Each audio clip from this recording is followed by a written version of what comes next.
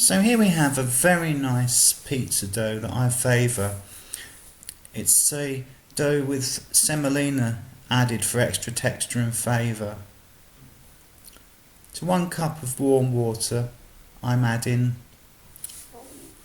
25 grams of fresh yeast, or 12.5 grams of dry active yeast if you require.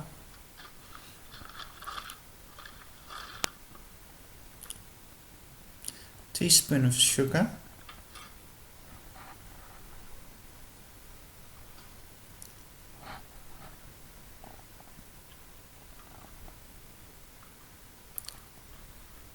combine the yeast with the sugar to get it going. This is lukewarm water, remember, not too hot because that could kill the yeast. It's always better to have fresh yeast if you can get it, but I know that's difficult.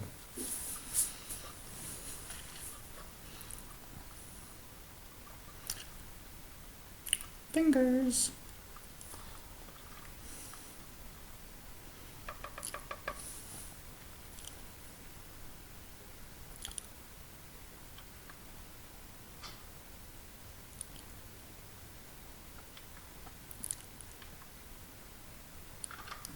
Now to this I'm adding 2 cups of flour, 1 cup of plain flour, 1 cup of strong bread flour. I'm using the millilitres on my scale to gauge the weights or measurements. It's 250 millilitres to 1 cup. I just find this very easy, this way anyway.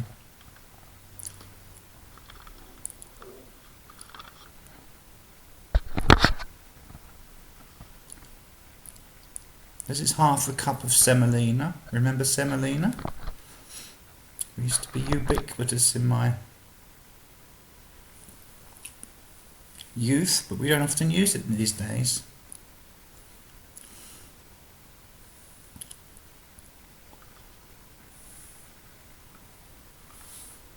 Half a cup of semolina tops out about 90 millilitres.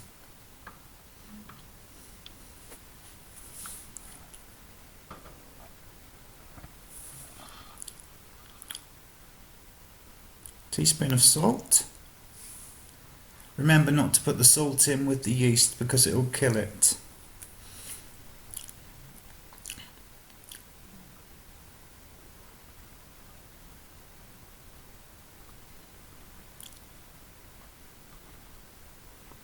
Combine.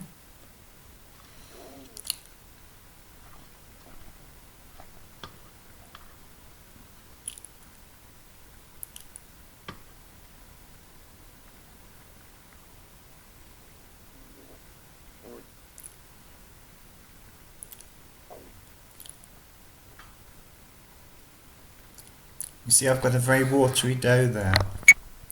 That means it will be easier to use the mixer with it, as you can see, to get it going.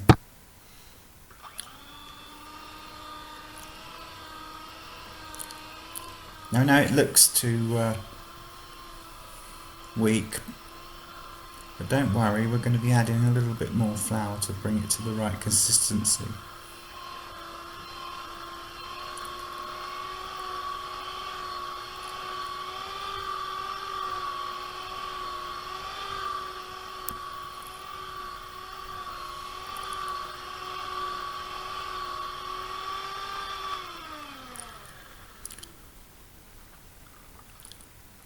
Just add enough flour now to make it to the right consistency. I'm always trying here to keep it as pliable and flexible as possible because that aids in the hand stretching. You can see it's now picking off the sides of the bowl, so we're about there now. Yes.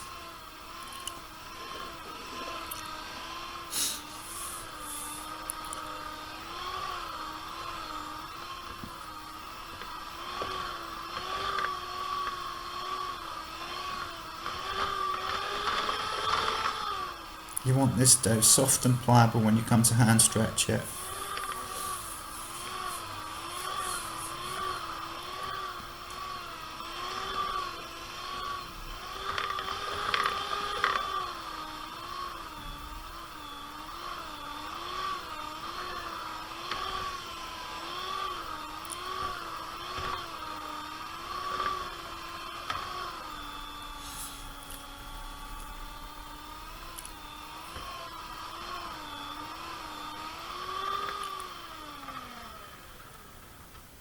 What I'm aiming for is a thicker base with texture and a little bit more flavour from the durum wheat that the semolina is made out of.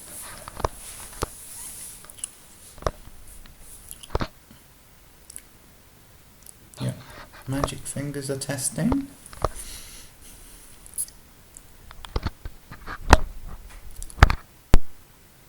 Yes, there we are. Very pliable. Still not quite there. A little bit more flour.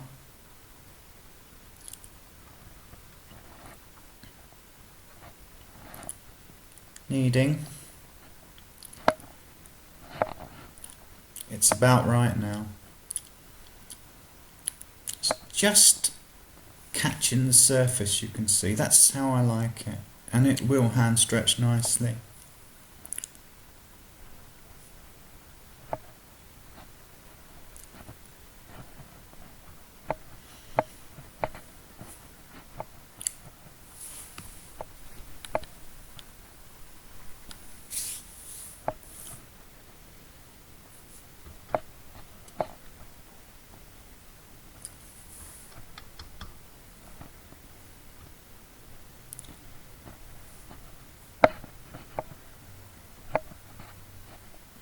I think we're nearly there.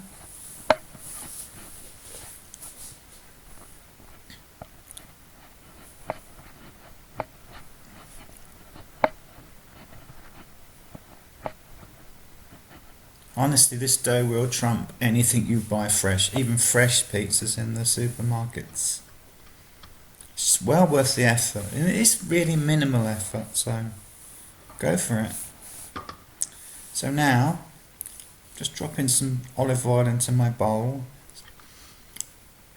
And I'm going to cover the dough with a film of olive oil for the rising to prevent it from drying out.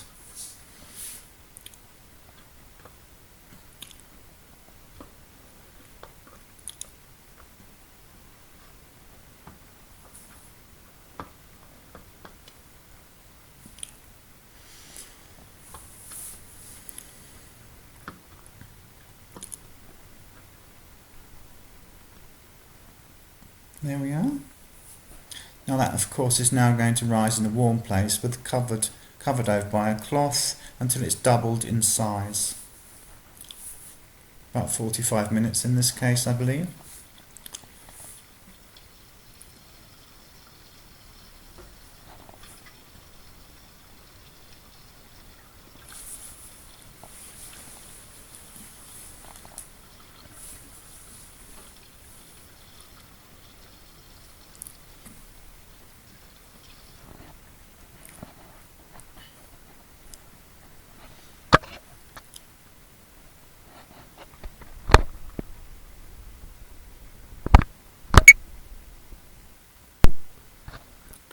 Now you can see the dough has risen to the appropriate half, again size, double size I mean, sorry. Cut it in half.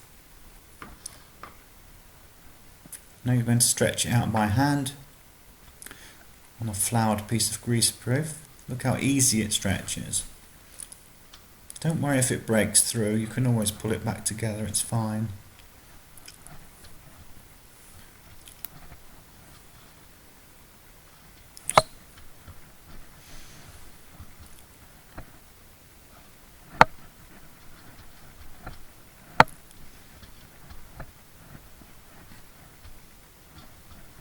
And you can definitely make it into a circle, and I'm not, but you definitely can. Also, you can definitely use the rolling pin, but I favour hand stretching. Oh, lovely legs.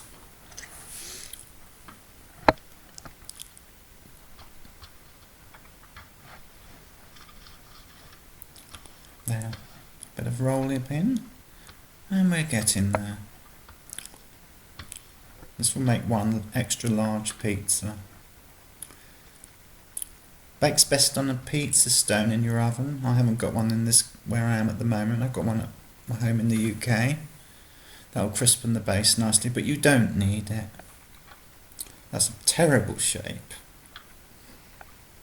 Nevertheless, we can redeem it a little. There, perfect pizza base, really good. Guarantee that it will taste better than anything you can buy. And again,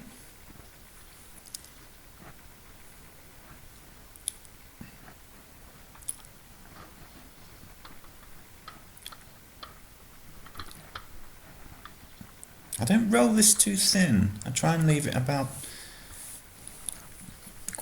maybe sometimes quarter of an inch thick. That just gives it a bit of a more puffy base and softer.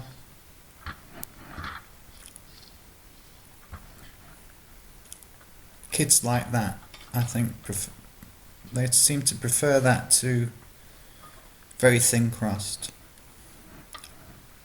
Sort of halfway house between thin crust and deep pan. It's slightly sort of more symmetrical this time, but you get the idea.